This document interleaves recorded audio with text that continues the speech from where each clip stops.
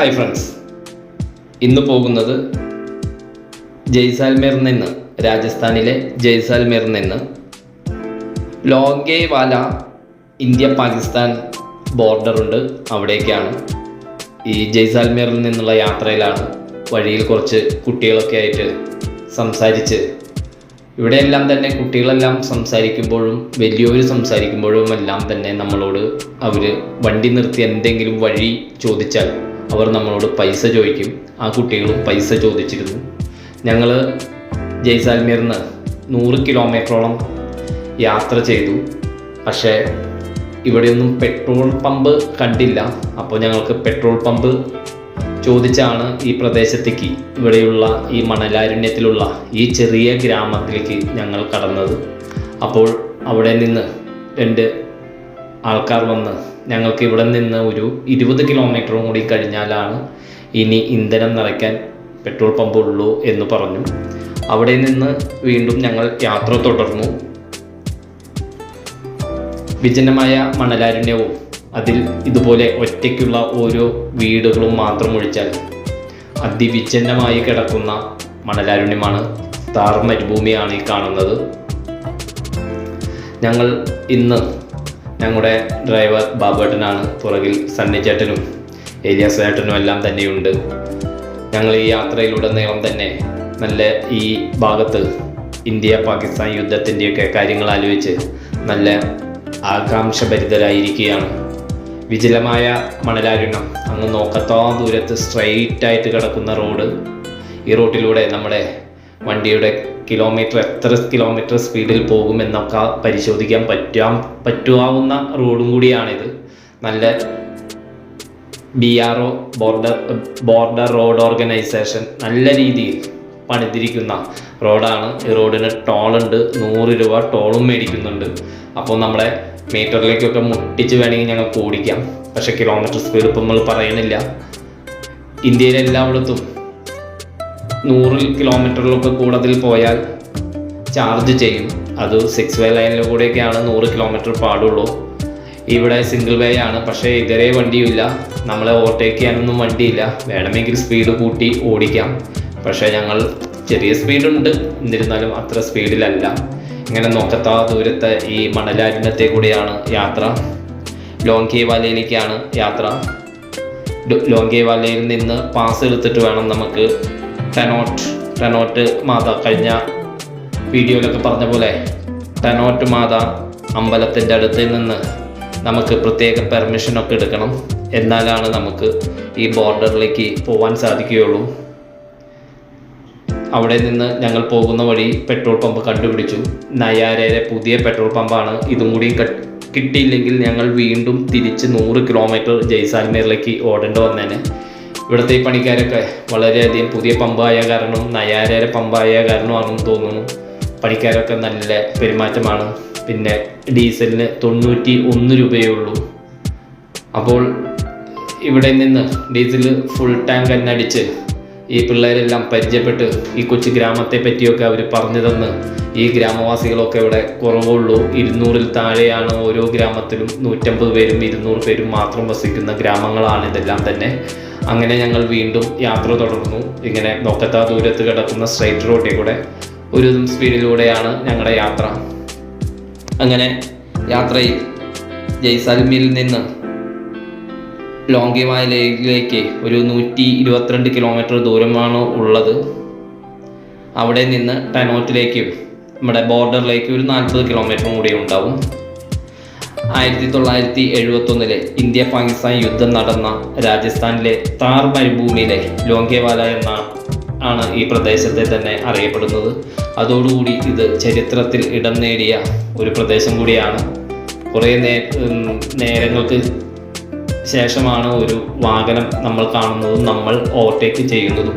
ഇതുവരെ ഈ റൂട്ടിലൂടെ വാഹനങ്ങളൊന്നും തന്നെ കണ്ടില്ല. ഇതാണ് ഞാനും എൻ്റെ യാത്രക്കാരും എല്ലാവരും. താറിലെ ലോങ്കേവാലയിലെ ഇന്ത്യൻ അതിർത്തി പോസ്റ്റ് പാകിസ്ഥാൻ സേനയും ഇന്ത്യൻ പ്രതിരോധ സേനയും തമ്മിലുള്ള യുദ്ധം നടന്ന ഒരു പ്രദേശമാണ്. ഇതിൻ്റെ സ്മാരകം യുദ്ധ സ്മാരകവും എല്ലാം ഇവിടെ നിർമ്മിച്ചു വെച്ചിട്ടുണ്ട്. ഒരു മ്യൂസിയവും ഉണ്ട് ഈ ലോങ്കേവാലയിൽ. അതാണ് ഈ കാണുന്നത്. ഇവിടെ ഞങ്ങൾ ഒരാളോട് ചോദിച്ച് എവിടെയാണ് പാർക്ക് ചെയ്യുന്നത്, എവിടെ, ഇതിനെപ്പറ്റിയെല്ലാം ചോദിച്ച് ഞങ്ങൾ അങ്ങോട്ട് ആ പാർക്കിംഗ് ഏരിയയിലേക്ക് മാറ്റുകയാണ്. അന്ന് അവർ ഇന്ത്യയിലേക്ക് അതിക്രമിച്ച് 40ഓളം ടാങ്കുകളും 3000ഓളം പാകിസ്ഥാൻ സൈനികരും ഇന്ത്യയുടെ അതിർത്തി കടന്ന് ഇവിടെയും ഈ ലോങ്കേവാലയിലേക്കും ടനോട്ടിലേക്കും എല്ലാം തന്നെ അവരെത്തിയതാണ്. നമുക്കിവിടുത്തെ പോസ്റ്റിൽ, ഇന്ത്യയുടെ പോസ്റ്റിൽ 120 സൈനികർ മാത്രം ഉണ്ടായിരുന്നുള്ളൂ. എന്നിട്ടും നമ്മൾ ഈ യുദ്ധം ജയിച്ചു. ഇന്ത്യൻ ആർമി ഓഫീസറായ മേജർ കുൽദീപ് സിംഗ്, ഇതാണ് ബോർഡർ സെക്യൂരിറ്റി ഫോഴ്സിൻ്റെ ലോങ്കേവാലയിലെ ഈ മ്യൂസിയവും മറ്റും സ്ഥിതി ചെയ്യുന്ന സ്ഥലം. നമ്മുടെ ഇന്ത്യൻ ആർമി ഓഫീസറായ മേജർ കുൽദീപ് സിംഗ് ചാന്ദ്പുരിയുടെ നേതൃത്വത്തിൽ ഇന്ത്യൻ ആർമിയുടെ 23-ാം ബറ്റാലിയൻ പഞ്ചാബ് റെജിമെൻറ്റ് ഇതായിരുന്നു ലോങ്കേവാലയിലെ ഈ ഓഫീസർ. അദ്ദേഹം ഈ യുദ്ധം ജയിക്കാൻ ഏറ്റവും വലിയ പങ്കുവച്ച ഓഫീസറായിരുന്നു. ഇത് അവരിൽ നിന്ന് പാകിസ്ഥാൻ പട്ടാളത്തിൻ്റെ പിടിച്ചെടുത്ത ടാങ്കുകളെല്ലാം പ്രദർശിപ്പിച്ചിരിക്കുന്ന ഒരു മ്യൂസിയം കൂടിയാണ് ഇവിടെ അതേപ്പറ്റി 1965-ലുണ്ടായ യുദ്ധത്തെപ്പറ്റിയും അതുപോലെ തന്നെ 71-ലെ യുദ്ധത്തെപ്പറ്റിയുമെല്ലാം വളരെയധികം സവിസ്തരം പ്രതിപാദിക്കുന്നുണ്ട്. അതുപോലെ തന്നെ ഈ യുദ്ധസ്മാരകത്തിലെല്ലാം തന്നെ നമുക്ക് ഇവിടെ കാണാനും പറ്റും. ഈ യുദ്ധഭൂമി സംരക്ഷിക്കപ്പെട്ടിട്ടുണ്ട്. യുദ്ധസ്ഥൽ എന്ന പേരിൽ ഈ ഭൂമി സംരക്ഷിക്കപ്പെട്ടിട്ടുമുണ്ട്. ഈ യുദ്ധത്തിൽ അവർ ഒരു പുലർച്ചെ 12:30 പാക് സൈന്യം നമ്മുടെ രാജ്യത്തേക്ക് കടന്ന് നമ്മുടെ ഔട്ട് പോസ്റ്റും പിന്നിട്ട് ഇന്ത്യൻ അതിർത്തി കടന്ന് നമ്മുടെ യുദ്ധത്തിലേക്ക് അവർ എത്തിച്ചത്. എന്നിരുന്നാലും പാകിസ്ഥാൻ സൈനികർക്ക് ആ പൗർണമി രാത്രിയിൽ തുറസായി ഭൂപ്രദേശത്തേക്ക് മുന്നേറാൻ കഴിഞ്ഞില്ല. ഇന്ത്യൻ പ്രതിരോധം 120 പേരുണ്ടായിരുന്നിട്ടും അത്രയും ശക്തമായിരുന്നു. ഈ കഥകളെല്ലാം തന്നെ ഇവിടെ പ്രതിപാദിക്കുന്നുണ്ട്. അടുത്ത ദിവസം ഉച്ചയോടെ ആക്രമണം പൂർണ്ണമായും അവസാനിച്ചു. അവർക്ക് 36 ടാങ്കുകൾ നഷ്ടമായി. കുറച്ച് ടാങ്കുകളെല്ലാം ഇവിടെ ഉപേക്ഷിച്ച് പോയിട്ടുണ്ട്. അതെല്ലാം ഇവിടെ പ്രദർശിപ്പിച്ചിട്ടുമുണ്ട്. നമ്മളിവിടെ പെയിൻ്റൊക്കെ ചെയ്ത് സൂക്ഷിച്ചിട്ടുമുണ്ട്. അന്നത്തെ യുദ്ധത്തിൽ പങ്കെടുത്ത ജവാന്മാരുടെ എല്ലാം തന്നെ പ്രതിമകളെല്ലാം ഇവിടെ ഉണ്ടാക്കി വെച്ചിട്ടുണ്ട്. നമുക്കന്ന് 1971-ൽ 2 ജവാനും കുറച്ച് ആയുധങ്ങളും മാത്രം നഷ്ടപ്പെട്ടുള്ളൂ, കുറച്ച് വാഹനങ്ങളും. ബാക്കി വൻ വിജയമാണ് നമുക്കുണ്ടായത്. നമ്മുടെ സൈന്യം പ്രതിരോധത്തിൽ നിന്ന് പ്രത്യാക്രമണം ആരംഭിച്ചപ്പോൾ തന്നെ അവർക്ക് ആ യുദ്ധം തോറ്റു പിന്മാറേണ്ടി വന്നു. ഇന്ത്യൻ വിജയം ഉണ്ടായിരുന്നിട്ടും ബുദ്ധിപരമായ പരാജയം നമുക്കുണ്ടായി, തന്ത്രപരമായ പരാജയം ഉണ്ടായി എന്നാണ് നമ്മൾ കണക്കാക്കിയത്. നമ്മുടെ രഹസ്യാന്വേഷണ സേന ഇത്രയും അടുത്തവർ വന്നത് അറിഞ്ഞില്ല എന്നൊക്കെ ആ സമയത്ത് പറയുകയുണ്ടായി. ഇന്ത്യൻ കമ്പനി കമാൻഡറായ ചാന്ദ്പൂരിക്ക് ഇന്ത്യയുടെ ഏറ്റവും ഉയർന്ന, 2ാമത്തെ ഉയർന്ന പുരസ്കാരമായ ധീരപുരസ്കാരമായ മഹാവീർ ചക്ര കൊടുത്ത് രാജ്യം ആദരിക്കുകയും ചെയ്തു. ഇതെല്ലാം അന്നത്തെ ഉപയോഗിച്ച ആയുധങ്ങളും വിമാനങ്ങളും എല്ലാ മോഡലുകളുമാണ് ഇവിടെ ഈ ഗാലറിയിൽ സൂക്ഷിച്ചിരിക്കുന്നത്.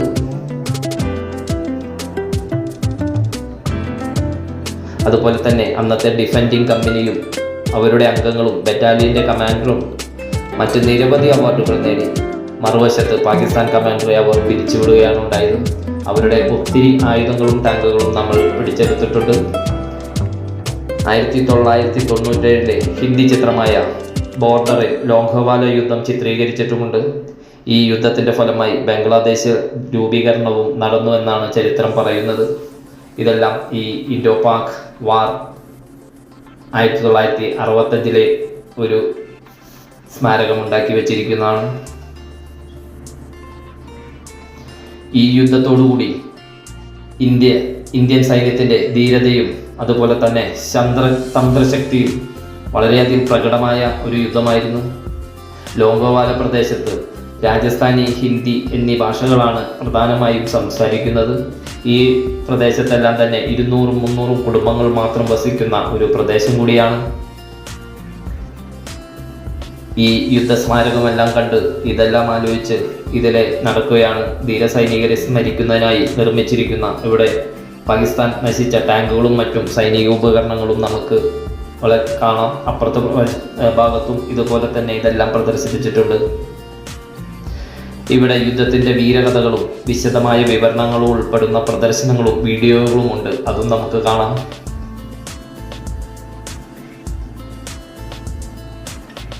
ഇന്നത്തെ ലോങ്കോവാല ഗ്രാമം സമാധാനപരമായ ഒരു ഗ്രാമമായി നിലനിൽക്കുന്നു.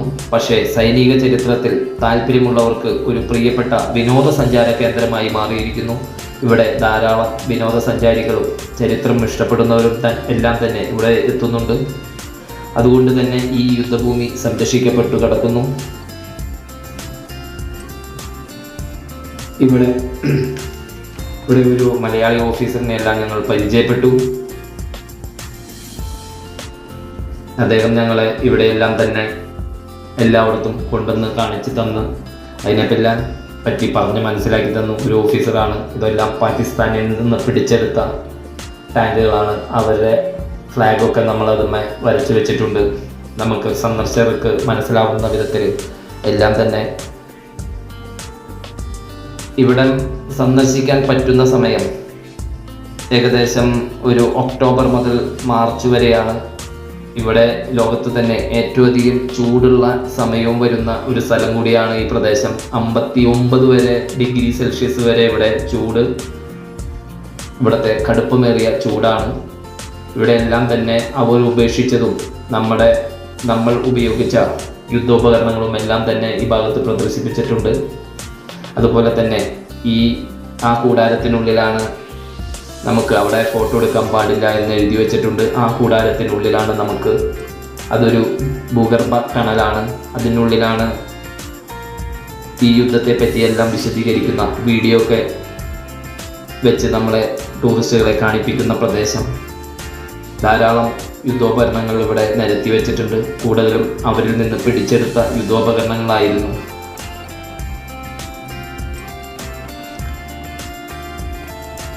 രാജസ്ഥാനിലെ ജയ്സാൽമേർ പട്ടണത്തിലെ നിന്ന് 120 കിലോമീറ്ററിൽ സ്വകാര്യ വാഹനത്തിലോ ടാക്സിയിലോ ഒക്കെ ഈ ഭാഗത്തേക്ക് എത്തിച്ചേരാൻ പറ്റും. ഈ രാജസ്ഥാനിലെ ജയ്സാൽമേറിൽ തന്നെ വിമാനത്താവളമുണ്ട്. അപ്പോൾ എല്ലാ മേജർ വിമാനത്താവളങ്ങളിൽ നിന്നും ഈ ജയ്സാൽമേർക്ക് വിമാനമുണ്ട്. അതുപോലെ തന്നെ ഒട്ടുമിക്ക റെയിൽവേ സ്റ്റേഷനുകളിൽ നിന്നും ഡൽഹിയിൽ നിന്നും ജയ്പൂരിൽ നിന്നും ജോധ്പൂരിൽ നിന്നും തന്നെ ഇവിടേക്ക് ട്രെയിനും ലഭിക്കും. ഈ പ്രദേശത്തെ റെസ്റ്റോറൻറ്റുകളും താമസ സൗകര്യം വളരെ കുറവാണ്. അതുകൊണ്ട് അതും നമ്മൾ ശ്രദ്ധിക്കണം. അതിർത്തി പ്രദേശമായതിനാൽ എല്ലാ നിയമങ്ങളും നമ്മൾ പാലിക്കാനും ശ്രദ്ധിക്കണം. ഫോട്ടോ എടുക്കാൻ പാടില്ല എന്ന് പറയുന്ന പ്രദേശത്ത് ഫോട്ടോ എടുക്കാൻ പാടില്ല. അവിടെ നേരത്തെ കണ്ട കുഴി അവർ ട്രെഞ്ച് എടുക്കുന്ന സമയത്ത് ഞാൻ ക്യാമറയും കൊണ്ട് പറഞ്ഞപ്പോൾ അവിടെ നിന്ന് പറഞ്ഞു അതെടുക്കരുത്. അതുകൊണ്ട് എല്ലാവിധ ഇവരുടെ നിയമങ്ങളും നിർദ്ദേശങ്ങളും പാലിച്ചു വേണം നമ്മൾ ഇവിടെ സന്ദർശനം നടത്താൻ. എന്തുകൊണ്ടും നമ്മൾ ഇന്ത്യക്കാർ ഇവിടെ സന്ദർശനം നടത്തേണ്ടതായ ഒരു പ്രദേശം കൂടിയാണ് എന്നാണ് എനിക്ക് പറയാനുള്ളത്. ഇതെല്ലാം അന്ന് യുദ്ധത്തിൽ ഉപയോഗിച്ച ആയുധങ്ങളും അതുപോലെ മറ്റു ഉപകരണങ്ങളും എല്ലാം തന്നെ പ്രദർശിപ്പിക്കുന്ന ഒരു മ്യൂസിയമാണ് ഈ കാണുന്നത്. ഇതൊക്കെ വിശദമായി അവർ പറഞ്ഞു തരാൻ വേണ്ടി ഒരു BSF ജവാൻ നമ്മളോടൊപ്പം തന്നെ ഇവിടെയുണ്ട്. ഇതെല്ലാം കണ്ട് ഇതിലൊക്കെ അന്ന് ഉപയോഗിച്ച മെഷീൻ ഗണ്ണുകളും അതുപോലെ തന്നെ മറ്റു ആയുധങ്ങളും എല്ലാം തന്നെ ഇവിടെ ഗ്ലാസ് ഇട്ട് അതിനുള്ളിൽ പ്രദർശിപ്പിച്ചിട്ടുണ്ട്.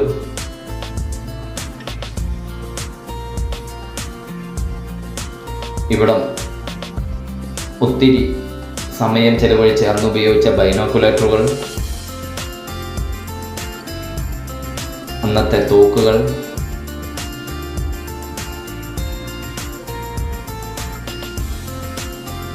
അന്ന് ഉപയോഗിച്ചിരുന്ന ആയുധങ്ങൾ എല്ലാം തന്നെ ഇവിടെ പ്രദർശിപ്പിച്ചിട്ടുണ്ട്.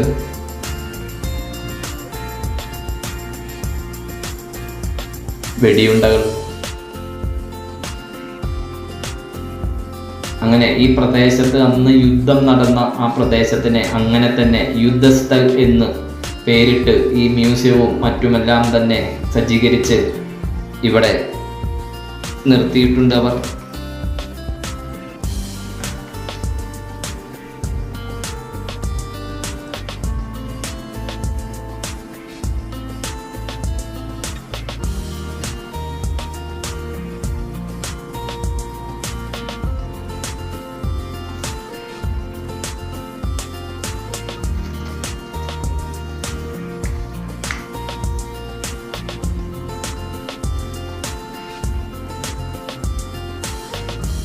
ഇത് കണ്ട് ഞങ്ങൾ പുറത്തോട്ട് ഇറങ്ങുകയാണ്. ഇത് കണ്ടിട്ടാണ് പുറത്തിറങ്ങിയാലാണ് ടെൻറ്റിൽ നമുക്ക് ഈ യുദ്ധത്തെ പറ്റിയെല്ലാം കൂടുതൽ ചിത്രീകരിക്കുന്ന ഭാഗങ്ങളുള്ളത്. അങ്ങനെ ഞങ്ങൾ അതും കണ്ട് പുറത്തിറങ്ങിയപ്പോൾ വീണ്ടും ഇവിടെ ധാരാളം ടൂറിസ്റ്റുകളെല്ലാം തന്നെ ഇവിടെ ഒരു വിദ്യാർത്ഥി സംഘം അങ്ങനെ തന്നെ എത്തിയിട്ടുണ്ട്. അങ്ങനെ ദിവസവും ധാരാളം ടൂറിസ്റ്റുകളും അതുപോലെ തന്നെ ചരിത്ര പഠിക്കുന്ന വിദ്യാർത്ഥികളും എല്ലാം തന്നെ ഇവിടെ ധാരാളം എത്തുന്ന ഒരു പ്രദേശം കൂടിയാണ്. അങ്ങനെ ഞങ്ങൾ അതിലെ അന്വേഷിച്ചിടന്ന് സമയം 2 മണിയോടുകൂടി എന്തെങ്കിലും ഭക്ഷണം കഴിക്കണം എന്നുള്ളതിൽ BSF നടത്തുന്ന ഒരു ക്യാൻറ്റീനുണ്ട്. ആ ക്യാൻറ്റീനിലേക്കാണ് നടക്കുന്നത്.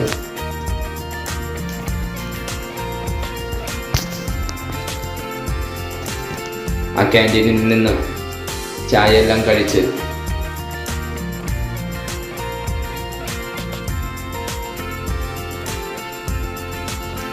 അടുത്ത് പോകേണ്ടത് ബോർഡറിലേക്കാണ്.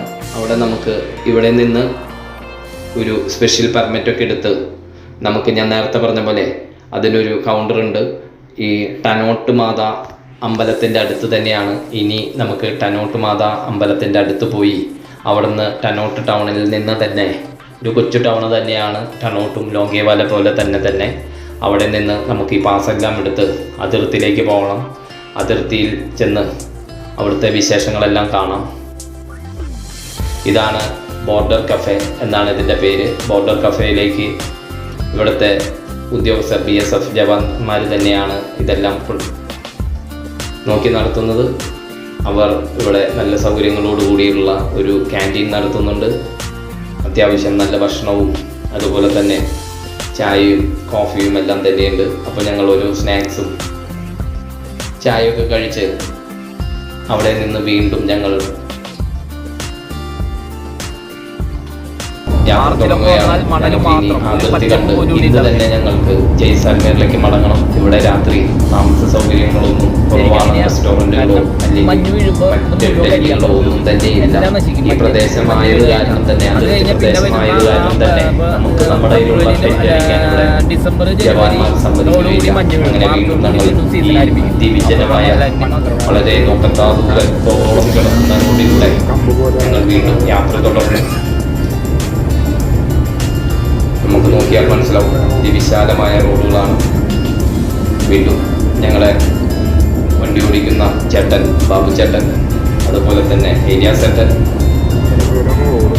സണ്ണി ചേട്ടൻ, ഞങ്ങളെല്ലാം വീണ്ടും ആകാംക്ഷഭരിതരായി ഈ യാത്ര തുടരുകയാണ്. ഞങ്ങൾ അതിർത്തിയിലേക്കാണ്. വാഗ ബോർഡറെല്ലാം കണ്ട പോലെ തന്നെയുള്ള ഒരു അതിർത്തി പ്രദേശമാണ്. പണ്ട് ഇവിടെയും ഇതേപോലെ പരേഡ് നടന്നിരുന്നു. പക്ഷേ വാഗ ബോർഡറിലെ പോലെ തന്നെ ടൂറിസ്റ്റുകളെ കിട്ടാത്ത കാരണം പരേഡ് ഇവിടെ അവസാനിപ്പിച്ചു. അതുകൊണ്ട് ആ പരേഡ് ഗ്രൗണ്ടും മറ്റുമെല്ലാം നശിച്ചു കിടക്കുന്നു. നമുക്ക് അവിടെയൊക്കെ കാണാൻ സാധിക്കും. അങ്ങനെ ഇവിടെ അതിവിശാലമായി താർ മരുഭൂമി അങ്ങനെ അതിവിശാലമായി കിടക്കുകയാണ്. അതിലൂടെയാണ് യാത്ര.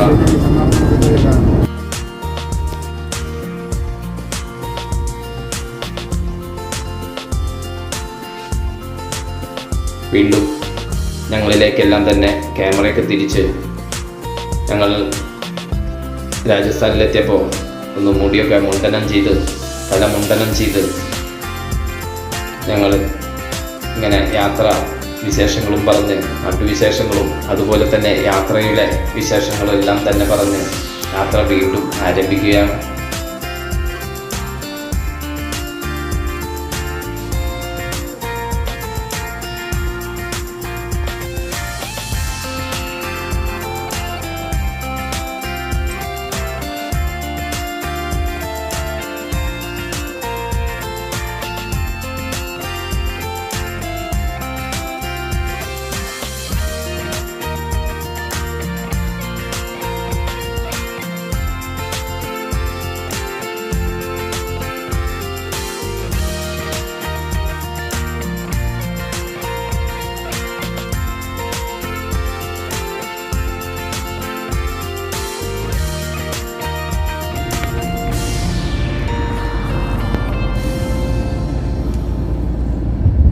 പോകുമ്പോൾ ഒരു വില്ലേജാണ്, പരമ്പരാഗത രീതിയിലുള്ള വില്ലേജുകൾ. പാകിസ്ഥാന്റെ കയ്യിലായിരുന്ന സ്ഥലങ്ങളാണ്. അന്ന് യുദ്ധത്തിന്റെ സമയത്ത് മാത്രം അവർ കുറച്ച് ദിവസം പിടിച്ചെന്നുള്ളൂ. അതിൽ കുറച്ച് ഭാഗങ്ങൾ കാണിച്ചായിരുന്നത് സിനിമ ചേട്ടാ. അയാളെ കാണിച്ചില്ലേ? ഇന്ന് അയാള് ബോബി ഡിയോള് അല്ല സണ്ണി ഡിയോള് തന്നെ കാണിച്ചല്ലേ.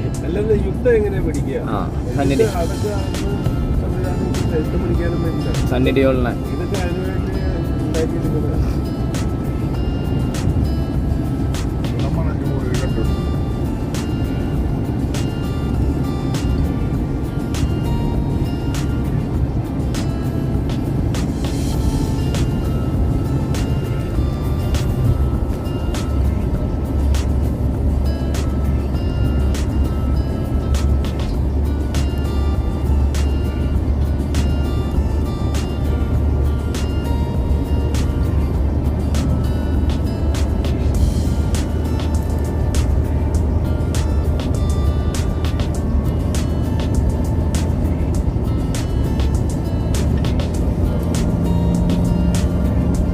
ഇന്ത്യ എന്ന മഹാരാജ്യം. എന്തോരം സ്ഥലം നമുക്ക് ഇനി.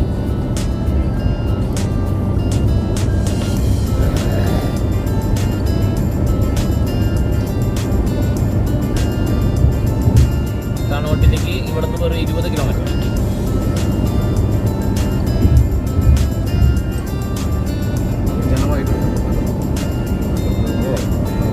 ഒന്നുമില്ലാത്ത വിജന്നമായ മരുന്ന്.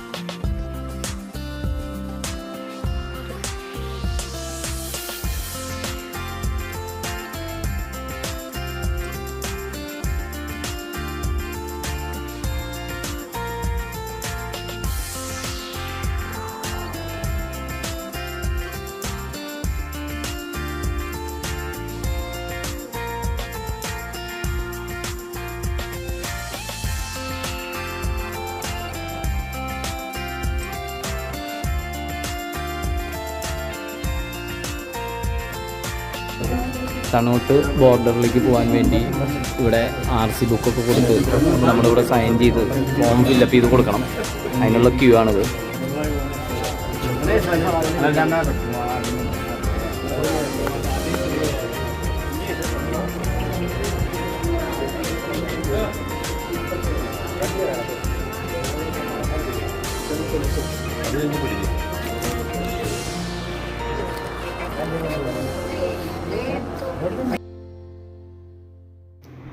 ഇവിടെ നിന്ന് പാസ്സെല്ലാം എടുത്ത് വീണ്ടും ഞങ്ങൾ യാത്ര തുടങ്ങി. നമ്മുടെ വണ്ടിയുടെ RC ബുക്ക്, അതുപോലെ തന്നെ നമ്മൾ എത്ര പേരുണ്ടെങ്കിൽ അത്രയും പേരുടെ ആധാർ കാർഡ്, നമ്മൾ ആധാർ കാർഡിൻ്റെ ഒറിജിനൽ കാണിക്കണം, വണ്ടിയുടെ RC ഒറിജിനൽ കാണിക്കണം. അതുപോലെ തന്നെ ഈ ആധാർ കാർഡിൻ്റെ എല്ലാം നമ്പർ തന്നെ ആ ഫോമിൽ പൂരിപ്പിച്ച് അവിടെ കൊടുക്കണം. അത് കഴിഞ്ഞ് ഇവിടെ ഈ കാണുന്ന ചെക്ക് പോസ്റ്റിൽ അവർ നമ്മളെ നിർത്തും. ഇവിടെ അവർ എഴുതി തരുന്ന ആ പേപ്പർ കൊടുക്കണം. അത് കഴിഞ്ഞ് അടുത്ത ചെക്ക് പോസ്റ്റിൽ ഇതുപോലെ തന്നെ ഈ കാണുന്ന ഈ ബോർഡർ ഇവിടെ കാണിക്കുന്നുണ്ട്, welcome to Indo Pak border. ഇവിടെയും അത് കാണിച്ച് നമുക്ക് ഈ പ്രദേശത്തേക്ക് കയറാവുന്നതാണ്. നമ്മൾ ഈ പ്രദേശത്ത് വണ്ടി പാർക്കിംഗ് ഏരിയയിലേക്ക് പോവുകയാണ്. അവിടെ വണ്ടി പാർക്ക് ചെയ്ത് ആ കാണുന്ന ടവറിലേക്ക് നടന്നാൽ നമുക്ക് ഇന്ത്യ പാകിസ്ഥാൻ ബോർഡർ LOC ലേയോ കൺട്രോൾ നമുക്ക് കാണാൻ സാധിക്കും. അങ്ങനെ അതിലേക്ക് ഞങ്ങൾ നടക്കുകയാണ്. അവിടെ നിന്ന് ആ ദൃശ്യങ്ങളൊക്കെ ഒന്ന് കാണണം. ഇന്ത്യ പാകിസ്ഥാൻ മുള്ളുവേലിയിട്ട് തിരിച്ച ഭാഗങ്ങളെല്ലാം കാണുന്നതിന് വേണ്ടി ഇവിടെ ടൂറിസ്റ്റുകൾക്ക് വേണ്ടി ബോർഡർ സെക്യൂരിറ്റി ഫോഴ്സ് BSF ആണ് ഇത് ചെയ്തിരിക്കുന്നത്. ഇതാണ് ഞാൻ നേരത്തെ പറഞ്ഞ ഈ പരേഡ് ഗ്രൗണ്ട്, വാഗമ്പോൾ എന്ന പോലെയുള്ള ചെറിയ പരേഡ് ഗ്രൗണ്ട്. പക്ഷേ അതെല്ലാം ടൂറിസ്റ്റുകളോ സഞ്ചാരികളോ ഒക്കെ കുറവുള്ള കാരണം അത് നിർത്തിവെച്ചിരിക്കുകയാണ്. ഇവിടെ നിന്ന് നമുക്ക് നോക്കിയാൽ നമുക്ക് ആ മുള്ളുവേലി കാണുന്നതാണ്. അത് നമുക്ക് കാണാൻ പറ്റും. മുകളിൽ നിന്ന് ഒന്നും കൂടി നമുക്ക് കയറി നോക്കാം.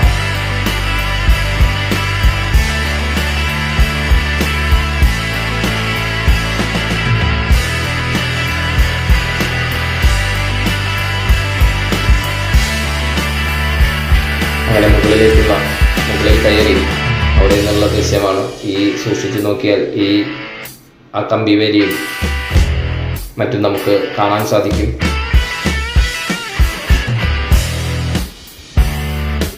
ഇതാണ് ആ കമ്പിവേലി.